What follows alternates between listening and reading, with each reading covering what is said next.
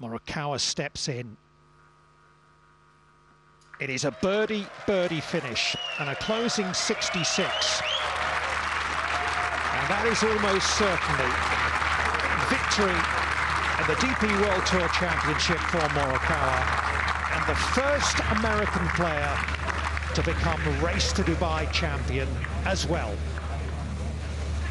You know, I really made sure, and I told everyone that I was going to focus on, trying to win the DP World Tour Championship, and everything was in my control, right? If I won, no one could have jumped me, and that's why I was ready to focus on that. I think last year coming here, I wanted to win the Race to Dubai, but I was focused on that as well as winning the tournament. You know, sometimes your mind just doesn't focus on the right things, and that's really just trying to play your best golf and hit some great golf shots. And today was just a well thought out round. You know, even this entire weekend, I don't think I made a bogey. It's pretty good. How proud are you to be the first American on that trophy? So special. You know, there's been a lot of great players in the history of this game, a lot of Americans, obviously. But to put my name as the first American against some Hall of Famers, some greats of the game that have done so many things that people still look up to, right? It's really special, and it's never going to go away. So I'm really glad to kind of etch my name in history, and hopefully we can come back and repeat it. The week's been quite special, obviously ending the week with both trophies, but also the start of the week when you became an honorary life member of the European Tour. How special was that a gift to receive at the start of the week? Man, a lot of things have happened this week, huh?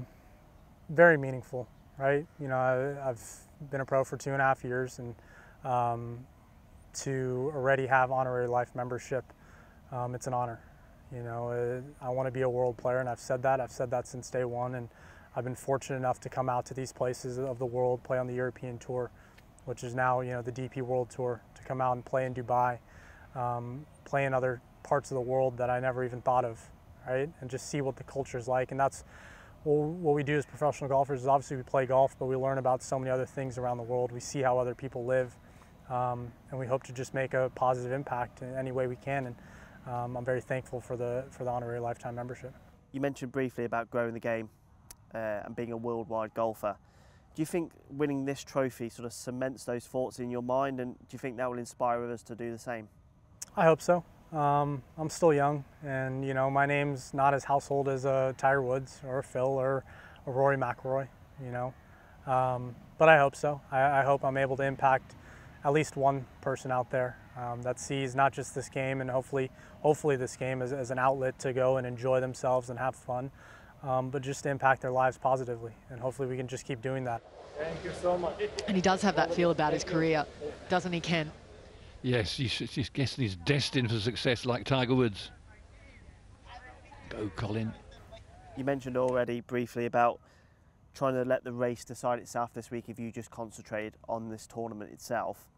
How hard is that to do, though, when other players are making a move, especially today when you mentioned Fitz. Yeah. You saw Fitz had made that move. Yeah, man, was he climbing up the leaderboard, and he was on the top of the leaderboard for a while. On that back nine, there's a stretch of holes where you don't really get to see leaderboards.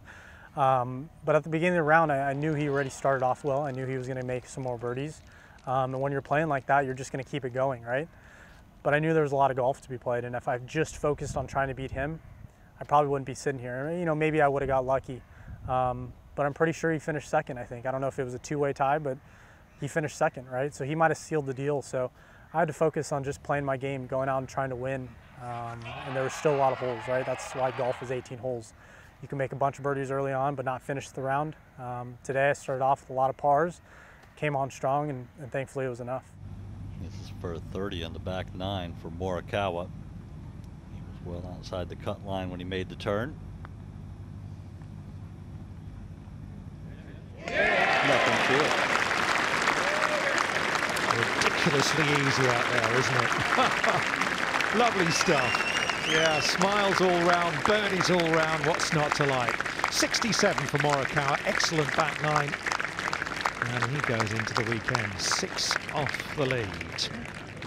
Scottish Open was just about grind, right? I couldn't figure out why I couldn't play in Europe. All right? Why could I not play in Scotland? I mean, yeah, the fairways were different, they were firmer, they were a little different grass. But I felt like I was swinging it so well, especially coming off the US Open. but it just made me think, right? It made me learn more about this game. How do I change my irons, which is what I ended up doing? How do I change the weight in my putter? How do I change my grip? You see me hitting lag putts with a different grip, a more conventional grip. So it got me thinking, got my caddy thinking, what do we need to change? We made some right changes, and it's continued, right? It's the same way I putt now as how I did at the Open Championship. Things that, you know, I felt like I did really well back then at that major championship, I still do to this day, and that's what's pretty cool, is that you grow as a golfer, right? You bring the good things, hopefully forget the bad, and just keep kind of piling on until you just hopefully dominate this game. Talking of dominating, you've played well at the big events this year, including obviously a win at the WGC, your first World Golf Championship. How important are those big events to you? They are. They're huge. That's why they're called big events, and that's why there's better fields, better players, tougher courses sometimes. But every event means a lot to me. You know, I'm not coming out to certain events just kind of, you know, giving it half my effort. I want to win every time because I know that's going to hopefully get me to that #1 ranking. And you know, I don't take the big events lightly either. You know, I put in sometimes a little more work, depending on when you have a stretch of golf, when you have certain events. But you know, when you show up to a big event, when you show up to the DP World Tour Championship, when you show up to a major, a WGC, whatever it may be, you know, these Rolex Series events, people want to win. And, you know, seeing those stars next to people's name, they're pretty cool, I'll be honest. Well, you're going to have one of those I now. know, yes I will. Listen, there's been a lot of big names have not got their name on this trophy. It's tough to win a race to Dubai. You're an ambitious guy, I can tell. When will you start to think now about the defence of that title? Tomorrow, all right, next week. Probably got to end the year and try and relax a little bit more, but you know, to be fair, once we start playing again on the DP World Tour, all eyes are on that, right? How do I set myself up for success and put myself in position to win again? You know, the way the points are all set up, sometimes you don't really have a chance at the DP World Tour Championship, right, at the last tournament. But I want to do it as much as I can to put myself in a good position because it'd be pretty cool to go back to back. From the USA, it's Collin Morikawa.